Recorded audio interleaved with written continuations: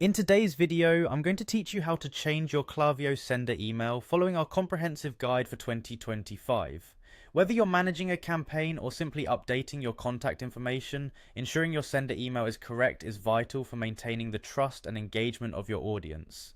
Let's get started by logging into your Klaviyo account. Open your preferred web browser and type in klaviyo.com. Once you're on the homepage, go ahead and access your account using your credentials. If you haven't logged in for a while, you might need to check your email for any verification codes they send as an extra security measure.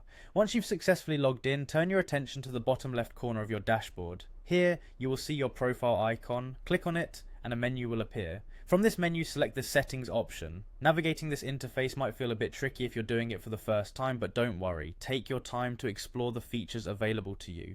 Now that you're in the settings, look under the Account section until you find the Organization tab and give it a click. This section is basically the command center for all your organizational settings, including email configurations. Here, it's easy to overlook the sender email setting among countless other options, but it's certainly the most critical part of our process today. Moving on, direct your attention to the field labeled Default Sender Email Address.